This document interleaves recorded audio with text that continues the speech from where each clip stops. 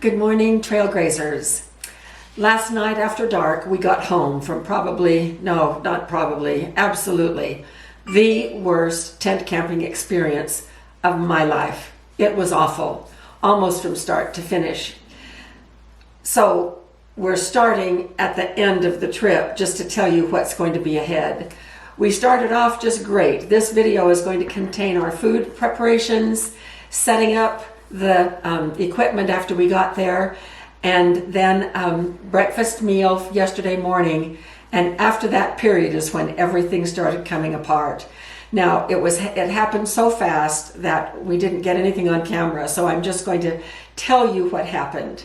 We are so glad to be home with running water again and all of the amenities that our home itself offers us. So we're now going to go to where I started this video in what we thought was going to be a great experience. We took our four-wheelers with us. We were testing out some equipment, and we were only an hour from home, and it's a good thing we were only an hour away from home. And we were in a new place where we had never camped before, but we'd driven by it dozens of times, and so we thought it would be a pretty good place. Well, you'll see what happened. We'll tell you what happened. And then we were going to be on the trail on new trails that we had never been on before, and we were going to take you with us. None of that happened. At the end of breakfast that happened yesterday morning, I'll come back on and then I'll tell you exactly what happened. Good morning, trailgrazers, and thank you for joining us. We are getting ready to leave on a trip today. We're going to be going tent camping for a couple of days. We're not going to be very far from home, just about an hour away. And the reason for that is because we have some new equipment that we want to actually try out in another place besides our own backyard, and actually work with it in a camp situation. So my children are planning an overlanding trip this summer. And so there will be hopefully all 6 children plus us, and we're going to be doing trails in Colorado and Utah for several days. And so we're going to be practicing for that quite a bit. So the main purpose of our trip for this time is to just test out a few things and see how things go. I've got a lot of questions that I've written down that I need to have answered. So I want to tell you how we have packed for today's journey. As you know, we do a lot of emergency preparedness and food storage. And so when we decided to do this, I thought, okay, I'm just going to go shopping in my food storage area, not at the real grocery store, to see what we can come up with for a 2-day camp. And I also wanted to narrow the field so that I wasn't taking a whole lot of cooking equipment into the field, but rather only what we needed for 2 days. And so I want to show you what that is.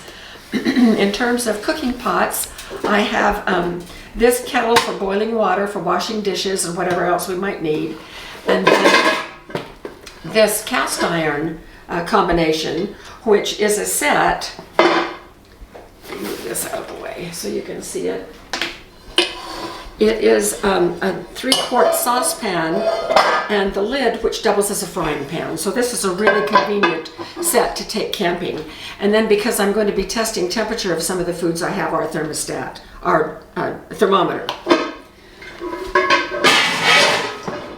Then the 2 sources of heat that we are taking to cook on are the butane stove, and it's already packed up and it's cased and loaded.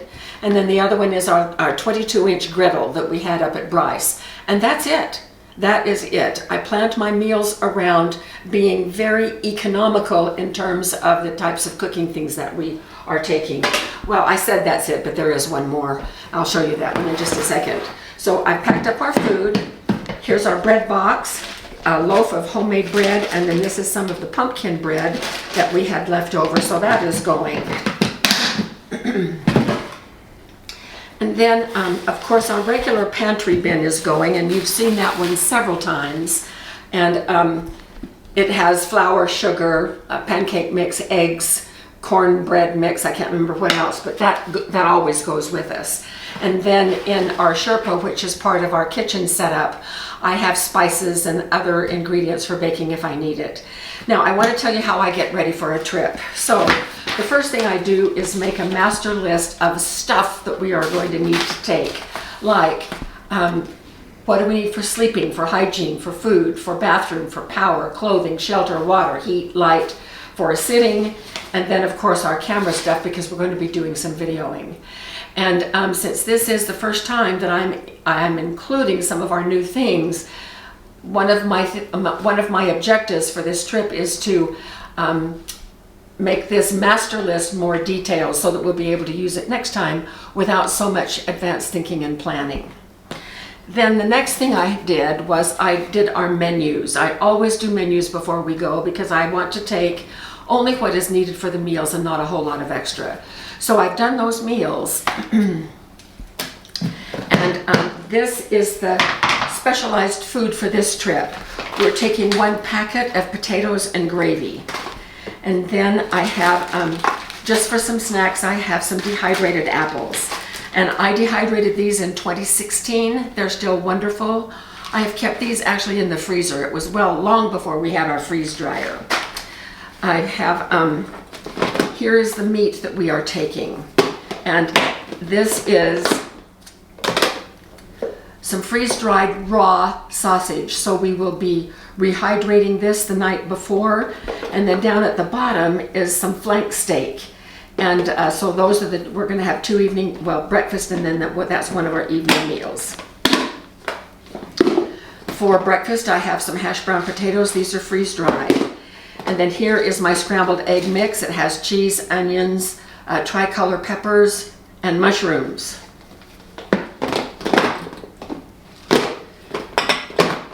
This is the marinade for the flank steak, and instead of taking all of the ingredients to put this together, I just made it up, and I'm taking this little bottle which will be completely utilized.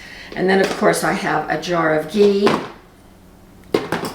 And then for lunch today, after we get out there, this is one of my dry mix meals in jars. This is Tuscan white bean soup, and all I have to do is add the water, and I'll use that 3-quart cast iron pot for that. And then here's just some of our garden vegetables, tomato and a fat cucumber, and then some syrup for our pancakes. So that is the specialized food for this trip. Jim and I were talking last night, and this was so easy to put together. It took me just a little bit, and we were trying to estimate the amount of time. If all of a sudden we decided to take our tents and go and camp for the weekend, how long would it take us to get everything ready? Well, it takes me a few minutes to figure out menus and lists and things, but I think we could be ready and out of here, provided we had the energy to load everything. We could probably be gone in about 2 hours. So that's kind of nice, because we are prepared and organized in so many different ways, and we have so many options for cooking off-grid. And so it allows me to pick and choose the things that I need to take and leave everything else at home, so we're not schlepping a whole lot of extra stuff. This is a new acquisition that I'm also going to be trying out, and I'm going to be doing a review on this, but before I review it, I am going to try it out. We of course buy everything with our own money, and we do not accept sponsorships from anyone. If we like it, we'll put it up on our Amazon store if we bought it from Amazon. Otherwise, we'll just give you a source for it. This little Saratoga Jack is a thermal cooker. I've done quite a bit of thermal cooking. I have not yet found the right one that is really portable to take with us everywhere we go. Our Stanley 3-quart is pretty good. It could work. It loses temperature faster than some of the others do. I did a test on those. But so far, I've tried this once and I'm liking it, so I'm going to try it for this camping trip. Now let me show you. A thermal cooker does not have an electric plug. It is powerless. It relies on the heat already trapped in the food, and then with the insulation in this container, it traps the heat inside and the food cooks in its own heat. So you have to heat up the food for about 10 minutes, bring it to a rolling boil, and then you put it in here. So let's look at what's here. So here's a lid. Here is a small pot on the top that you can do a second dish in. And then here is the inner pot. I bought the model that has the heavy bottom, and it works on my induction range. So I put the food in here over on the stove, And I'm going to actually do that today.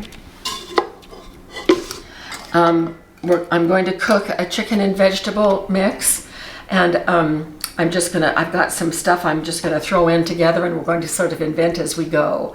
So then this goes in here, and then because air is the enemy to holding heat, you don't want a lot of air space.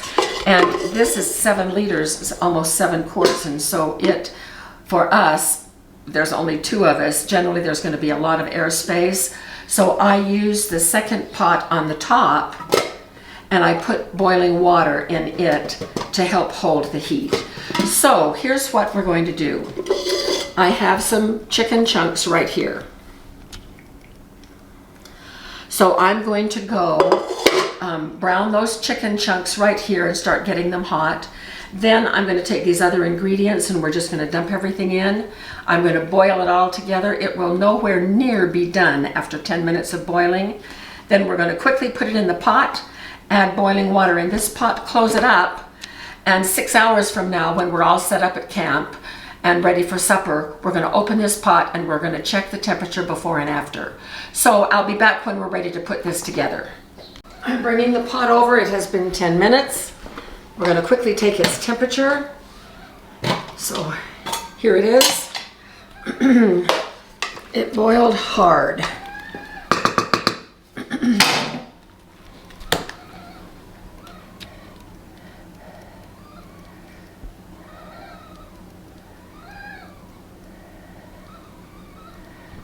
Boiling point here is 203 at 5,000 feet. This is 206, which is exactly what my first attempt was. So I'm going to go ahead and put this right now in here. The more thermal mass that we have, now I have the little one sitting in here in hot water. I'm wanting to get it as hot as possible so it doesn't use up any of the heat heating up this little pot. The more thermal mass that we have, the longer it is going to hold its temperature. And so I'm putting boiling water in the little pot, filling it up to the fill line, and closing it up very fast. Okay, oh, I forgot to put the lid on. Putting the lid on. Now closing it up very fast. So we're set. And we will open this in about 6 hours. No more than 8 hours. We can eat the food so long as it has maintained temperature above 140. We started at 206. We'll see what it is when we open it up, and we can calculate the heat loss. So I'm, of course, keeping data on it. So we'll see you at camp.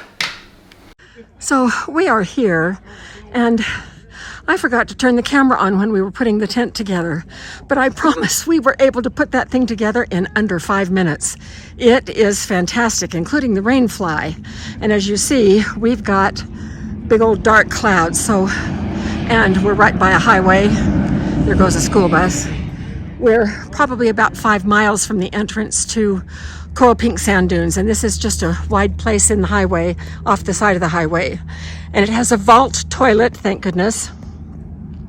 And we have a lot of neighbors here with their big 4-wheelers. It's just part of a little Forest Service place, so we've got a lot of people here. In any case, we've got the tent all put together, and so now we're going to put up the screen room, right off to the side right here. So we're still pretty empty. I will put the camera on putting up the screen room so you can see if we can do that in under 2 minutes. So back shortly.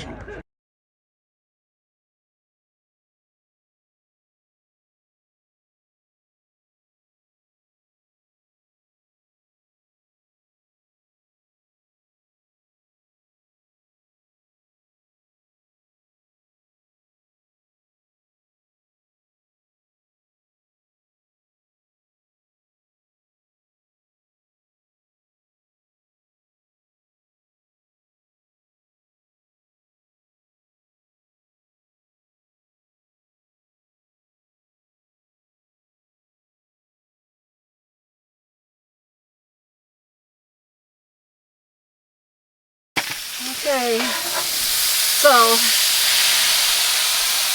we are learning all kinds of things. I have a master list that's growing and growing of things we need to bring next time. I need to bring better hot pads and a larger cutting board. The sausage has been rehydrating for about 3 hours. I don't think that's quite enough. I think from now on I need to start the night before and stick it in the refrigerator and let it rehydrate all night. I have our egg mix right here. We have it all mixed up with the dehydrated eggs, powdered eggs, and then it has the peppers and onions and mushrooms in it with some cheese. We'll put that up in just a minute. Put it up on the griddle. So I think we're set to go with our breakfast.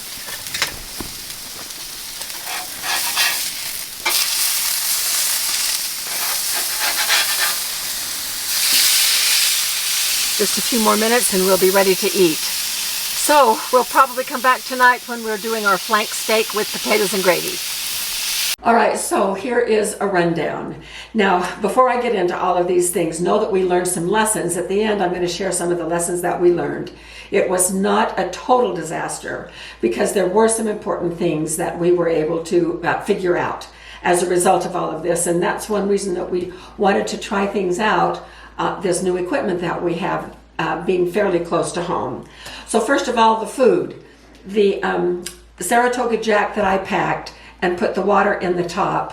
When I opened it up, we had a video disaster. I was trying to use my iPhone. So I came back on with our little GoPro and just gave you the update. The update was the food did maintain temperature in the Saratoga Jack, and we had it dished up on plates, and then the video was over. But what I learned as we ate that was that some of the water that I put in the top, it had sloshed around so much that it got down in the food and just diluted everything. And so actually it was quite nasty.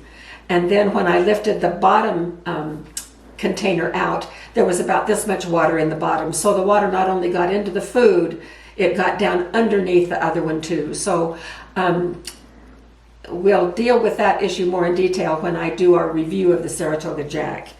Then there was the issue of the people. In one little clip I showed you the campground with a lot of other people that were there. Well, that was just the tip of the iceberg. People kept coming and coming and coming with their great big four-wheeler machines, the side-by-sides that are really fancy, probably cost thousands and thousands of dollars, revving their motors, blasting their music. One point in time we were attempting to make a little video with our solar setup, which is a separate video, and that one everything is okay with that one. And I went over and asked the gentleman very nicely if he would mind turning his music down because we were in the middle of a video, and boy oh boy, you talk about rude.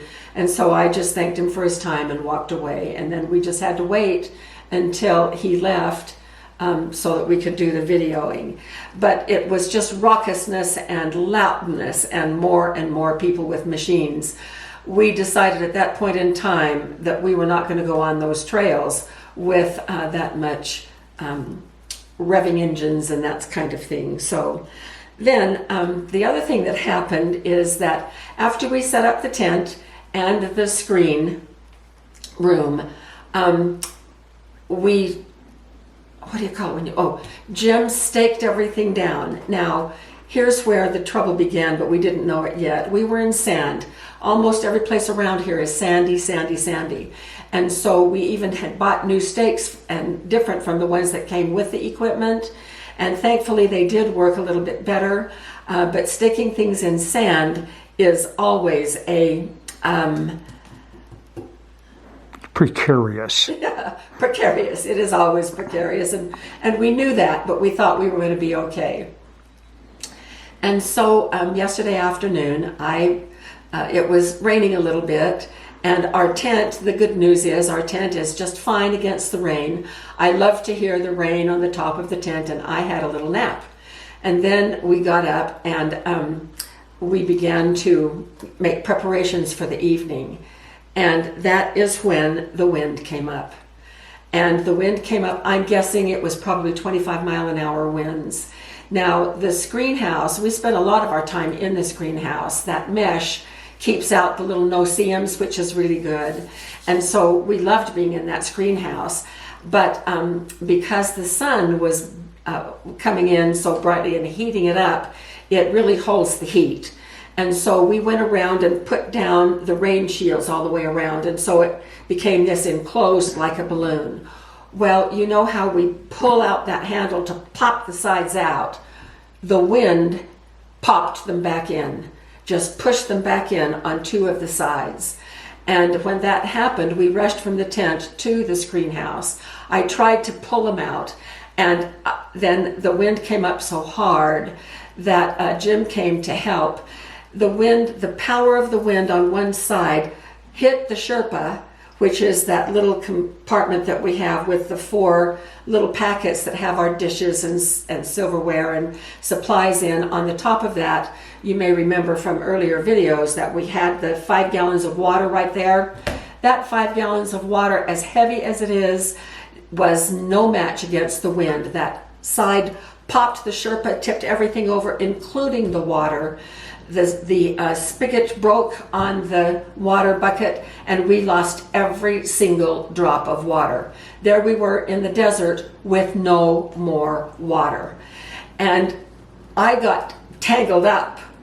My sleeve caught in the mechanism as it was collapsing and trying to blow away. I mean, it pulled up all the stakes, and because the rain shields were down all the way around, it was just like the wind hitting a sail.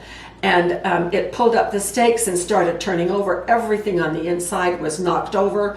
We lost a lot of our food and made a great big mess. It even knocked over the table that our 22-inch griddle was sitting on, and that is a heavy piece of equipment, and it turned it upside down in the sand and the wet because the water was everywhere. My sleeve got caught in the mechanism of that. I couldn't get loose from that. It was such a panicky feeling. I was being dragged along with my sleeve carrying me. Meanwhile, you know, it's kind of funny. It's not yet quite super funny, but we can probably look back in a few more months and think that it was funny. But poor Jim was on the inside.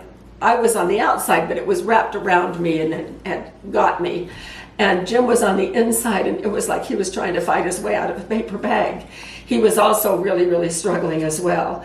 And we finally got that collapsed down and got the mess all taken care of. And that took several hours for us to get that all cleaned up. And we took that down and packed it back up, put it back in the truck. And camp was just a mess. It was just a total mess. We were left without water. We were left with our food menus all messed up. And so we just decided to leave home. Meanwhile, it had started to get dark by the time we had cleaned up. So, and more people were coming. The music was getting higher and higher. The engines were revving all around us. And so we collapsed down everything in the tent and then just packed up and came home. So here are the things that we learned. And the good things. First of all, our tent seemed to be just fine in the rain. And also, even though the wind did push against it pretty hard, it stayed intact. So that was a good thing. Our solar setup that's in the other video, that was the best thing about the whole trip, was that we got that solar array. We figured out how to do it, and it worked beautifully. So we're very grateful about that. One of the lessons we learned was that, you know, I knew we were only going to be gone for 2 days. And 5 gallons of water was more than enough for the cooking that we needed, the cleaning that we needed to do. Well, we lost that 5 gallons of water. And I should know better. I should have known better to pack extra water, but I didn't. And so that was a really important lesson. We also learned that in the screen house, when we pull out those little handles have a canvas strip that we can tie to a rope and stake down. We stake down the bottom, but because those sides can push in and pull out, I didn't even think about the wind being able to push it in. So we need to stake those down too. And then we learned a lot about equipment that I didn't even think about taking. And so we have a list on our master list of things that we need to add. We packed really pretty light, but it was a pretty big setup by the time we had got everything together. So we learned lessons. We are safe. We're exhausted. We did not get any long-term injuries, but we're both pretty stiff.